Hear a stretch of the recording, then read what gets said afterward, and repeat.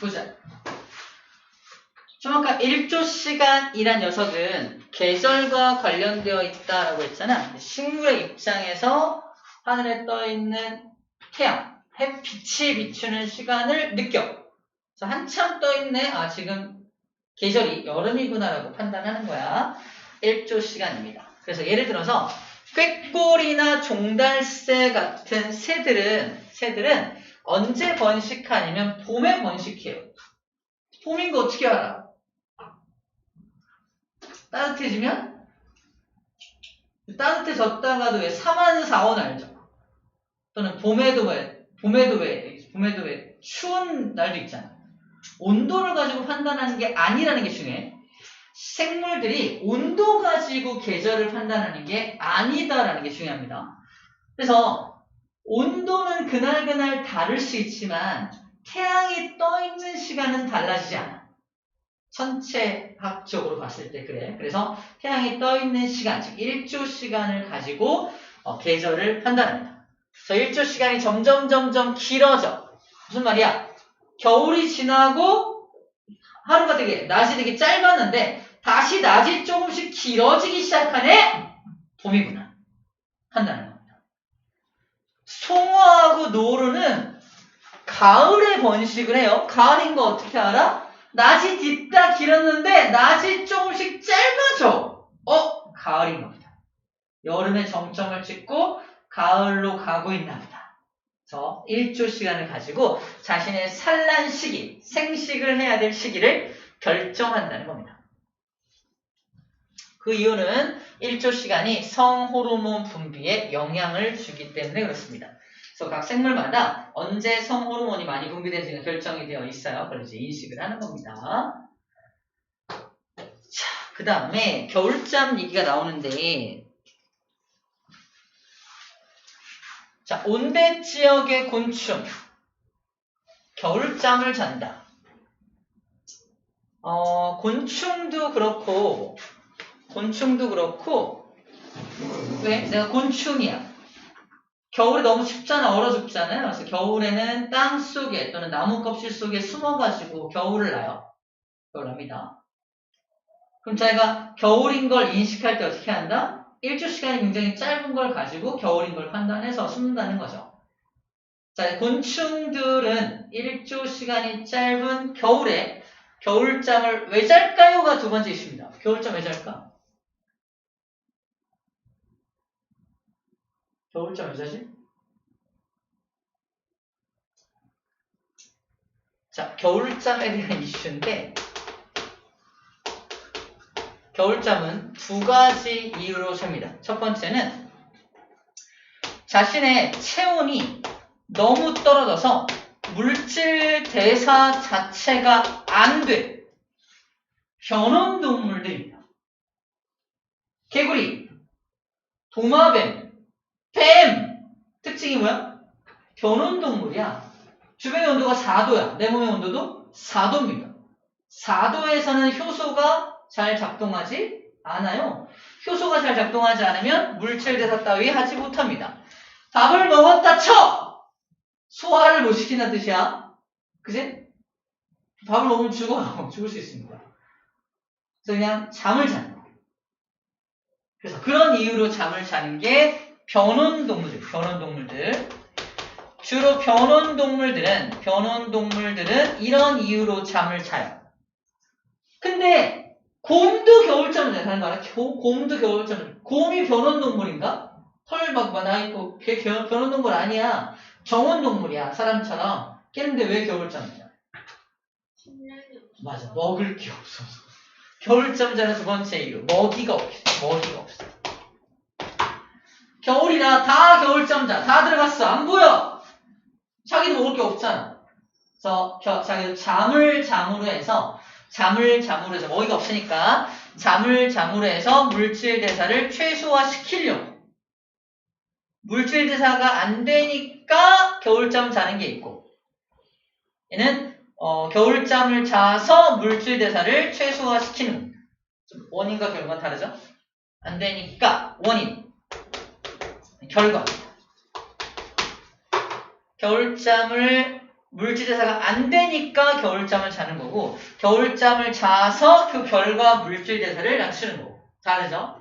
결국 물질대사를 낮추는 게 목적이긴 한데 얘는 원인이 그거고 얘는 결과가 이겁니다. 같은 이유로 곤충들도 온도 맞추는 기작이 없어요. 그래서 1번의 이유로 거의 곤충들도 1번의 이유로 겨울잠을 잔다고 생각하면 되겠습니다. 근데 일주 시간에 따라 일어나잖아요. 근데 가끔 가다가 잘못 밖에서 일어나는 경우는 뭐예요? 그런 경우도 있다고 해요. 그죠? 잘못 일어나는 경우. 뭐 일주 시간이 갑자기 변하죠. 1조시간만 따지는 건 아닌 것 같아요. 그래서 1조시간과 온도를 함께 고려하는 것 같아요. 정확하게는. 근데 아마 기후이변, 기상이변으로 온도가 지금 들락날락 하잖아. 그것 때문에 아마 걔네들이 잘못 깨어나고 하는 경우가 있는 것 같아요. 그러니까 여기는 1조시간이 바로 동물들이 1조시간을 가지고 계절을 결정해 라고만 써있지만 실제로는 동물들 입장에서 온도도 고려하는 거죠. 1조시간은 진짜 짧은데 온도가 엄청 따뜻해. 봄이 됐는데 뭔가 이상 있는 거 아니야? 나와보는 거예요. 이렇게 되는 거지. 이렇게 좀 이상을 느끼는 것도 있는 것 같아요. 자, 식물로 오게 식물. 붓꽃이라는 식물이 있습니다. 코스모스라는 식물이 있어요. 붓꽃은 언제 꽃이 피냐? 꽃이 핀다는 것도 번식하는 거야. 송어나 노루, 꾀꼬리, 종달새도 번식을 하잖아. 이제 정자, 난자 만나는 번식을 한다면 이 붓꽃이나 코스모스 같은 식물들은 꽃을 피워서 꽃이라는 생식기관을 이용해서 번식을 하는 거야. 결국 번식 얘기하는 거야. 근데 붓꽃은 초여름이나 봄에 번식을 하고요. 코스모스는 가을에 번식을 하는데 이것도 1조 시간을 감지해서 그 계절을 알아낸다는 겁니다. 특이한 점이 다음 장에 나옵니다. 바로 이거예요. 아주 특이한 점인데 내가 지금 코스모스 그 다음에 붓꽃은 아까 봄이나 초여름에 꽃을 피운다 그랬잖아. 즉 낮이 길어질 때 꽃이 피우는 것을 장일식물이라고 분류합니다. 낮이 길어질 때 꽃을 피우는 것들. 가을에 번식한다는 건 낮이 짧아지기 시작할 때 번식하는 거거든. 이거를 단일식물이라고 해요. 1조 시간이 짧아질 때 번식하는 것들 단일식물이라고 합니다. 코스모스, 국화꽃, 나팔꽃 이거다 가을이라는 어떤 배경을 그려놓고 거기다 코스모스 그려놓고 국화꽃 그려놓고 나팔꽃 그려놓은 걸 그려서 이미지화 시켜서 함께 암기해야 합니다. 붓꽃과 시금치도 이미지화 시켜서 봄이라고 하는 환경에다가 집어넣고 함께 사진처럼 암기하는 게 좋겠어요. 얘는 국화를 말하는 거고요. 얘가 붓꽃을 말하는 겁니다. 붓꽃과 국화를 그려놓은 거야. 자, 붓꽃은 장일식물이니까 낮이 12시간을 기준으로 12시간을 넘어간 거 보이죠? 12시간을 넘어갔으니까 낮인 걸 인식해서 꽃이 피는 거야. 그때 단일식물은 어때요? 낮이 너무 기니까 꽃을 피우면 안 되지. 꽃이 실제로 안 피고 있는 걸 보여주고 있습니다. 이렇게 우리가 두 개의 식물을 같이 키우고 이제 봄이야. 누구만 꽃을 피운다? 붓꽃만 꽃을 피울 거 아니야. 왜? 이런 이유로. 걔네들 몸속에 이런 시스템이 있어서 낮이 12시간을 넘어갔는지, 낮이 12시간보다 짧은지를 인식을 해서 꽃을 피울지 안 피울지를 결정하는 거야. 낮이 되게 짧잖아. 1조 시간이 짧으니까 지금 가을이구나 라고 판단해서 꽃을 피우고 얘는 꽃이 안 피고 있죠. 그래서 이 1조 시간이 되게 중요하구나 라는 말을 해주고 있는 거예요. 1조 시간이 식물의 개화에 영향을 끼치는구나 라고 얘기하고 있는 겁니다. 학교마다 조금 더 추가적인 실험을 혹시 여기서 섬광을 비추는 실험을 해요. 섬광을 비추는 실험. 예를 들어서 A라는 조건에서는 누가 꽃을 피워야 돼? 장일식물이 꽃을 피워야 되죠? 그지? 장일식물이 꽃을 피워야 되는데 요 12시간이 지나고 충분한 밤이 지속되어야 합니다. 이만큼의 밤이 지속되어야 돼. 근데 중간에 뭐 예를 들면 꽃이 피겠다. B라는 경우 당연히 이 국화가 꽃을 피워야 되지. 왜? 밤이 이만큼 기니까 지금 가을인 걸 알았던 거잖아. 근데 밤 중간에 번쩍하고서 빛을 잠깐 비춰주면 꽃이 안 핀다. 충분한, 자 봐봐. 낮이 되게 짧잖아. 낮이 짧으니까 가을이잖아. 꽃을 피워야지. 밤이 길잖아. 밤 중간에 아주 잠깐 섬광을 번쩍 비춰줘. 꽃이 안 펴.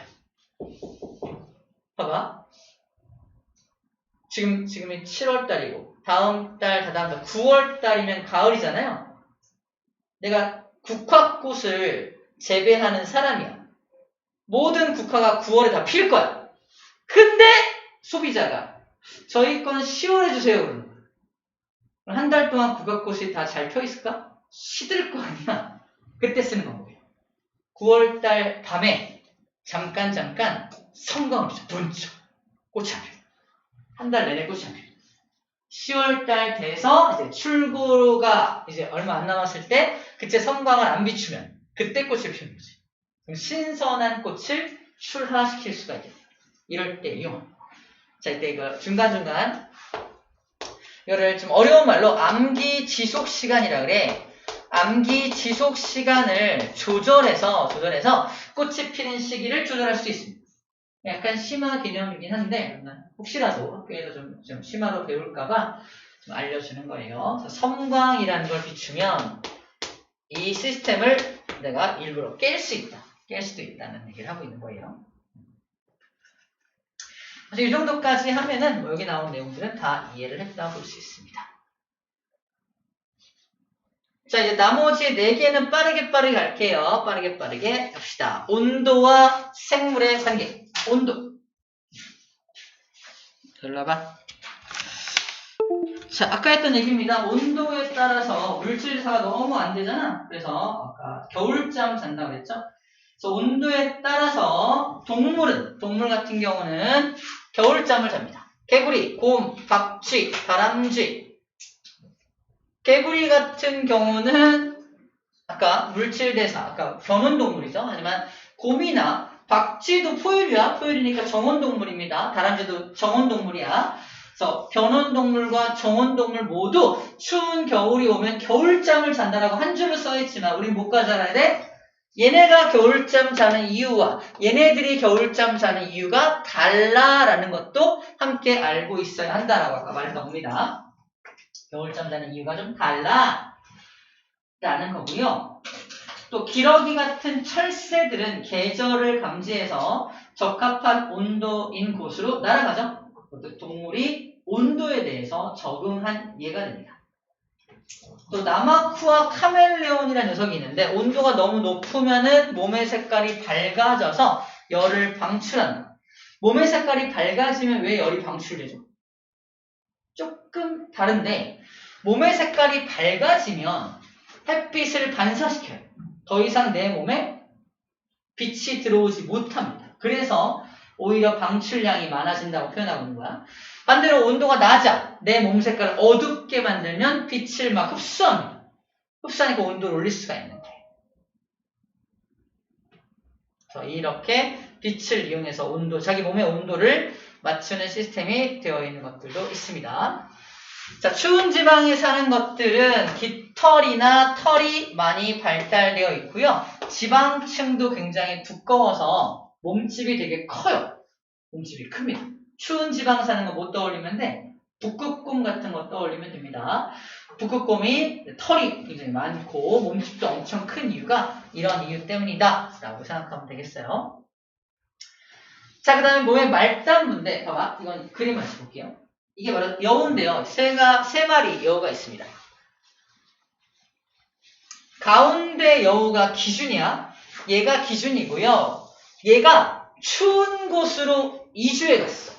추운 곳으로 이주해 가니까 엄청 추워. 우리 추울 때 어디가 제일 춥냐면은 손끝, 발끝, 코끝, 귀끝. 이거 되게 싫죠? 이거 뭐냐면 몸의 끝부분이라서 피가 잘 안 돌아서 그래요. 피가 잘 안 도니까 거기 먼저 어는 거야. 피가 잘 도는 곳은 피가 잘 도니까 온도를 쉽게 전달할 수 있잖아. 근데 끝부분은 피 전달이 잘 안 되니까 얼어버려. 그럼 끝부분이 크면 유리하겠어? 불리하겠어? 추운 곳에서. 불리. 그래서 끝부분이 되게 짧아. 봐봐. 귀 봐봐. 귀 끝. 짧죠? 온대 여우에 비해서 굉장히 짧아진 거 보이나요? 이걸 몸의 말단부라고 표현해. 몸의 말단부를 짧게 만들어서 추위에 좀 잘 적응할 수 있도록 만든 겁니다. 아까 말했듯이 몸집도 키우고요. 털도 좀 복실복실하게 해서 또 다른 온도에 적응한 예를 함께 적용한 게 북극여우의 특징이고요. 반대로 얘가 사막으로 이주했다면요. 사막은 온도가 또 높죠. 반대로. 말단부를 크게 해서 열을 또 많이 내보낼 수 있는 구조로 됩니다. 귀가 엄청 길어진 거 보이죠. 사막여우는 말단부를 오히려 크게 만들어서 열을 발산을 잘 시키는 구조로 만들었다라는 겁니다. 몸의 말단부라는 키워드가 있어요. 몸의 말단부를 조절해서 열 발산량을 좀 맞춘다라는 얘기를 하고 있는 겁니다. 자, 방금 봤던 것들은 동물들의 온도에 따른 적응 상태를 본 거고요. 식물들도 온도에 따라서 적응을 하고 있는데, 자, 털송이 풀, 털이 막 나 있는 풀이야. 자세히 보면은 털이 나 있는 풀은 기온이 매우 낮은 툰드라 지역에 살고 있습니다. 기온이 낮으니까 우리 동물처럼 자기 몸에 털을 많이 만들어서 온도를 유지하기 위한 기장을 하고 있는 거예요. 자, 그 다음에 단풍나무, 얘도 온도에 따른 건데, 겨울이 되면 나뭇잎이 얼어버립니다. 얼어버린 나뭇잎은 제 기능을 수행할 수가 없죠. 잎의 기능이 뭐야? 광합성이잖아. 근데 겨울에 얼어버리면 광합성 할 수 있어? 광합성 못하고 괜히 영양분만 빨아먹고 썩으면 내 몸에 안 좋은 세균만 번식시키고 막 그래요. 그래서 어떻게 한다? 미리 떨어뜨려버려요. 그래서 가을에 광합성을 다 끝낸 녀석들은 가을에 얘네들을 겨울이 오기 전에 미리 다 떨어뜨려버려요. 그런 이유로. 그게 낙엽입니다. 그런 이유로 떨어뜨리는 것들이야. 그래서 낙엽을 떨어뜨리는 것도 일종의 뭐다? 온도에 적응한 식물의 예라는 거지. 그러니까 온도에 적응한 식물들의 예라는 겁니다. 하지만 상록수라는 게 있어요. 사계절 내내 푸른색 잎을 가지고 있는, 푸른색이다. 초록색 잎을 가지고 있는 상록수가 있는데, 얘네들은 잎을 떨어뜨려 버리는 것 대신에 가지고 있습니다. 대신에 잎이 얼지 않도록 어떻게 한다? 뭘 갖고 있대? 체크. 큐티클층을 갖고 있어서 잘 얼지 않게 만드는 구조가 되어 있습니다.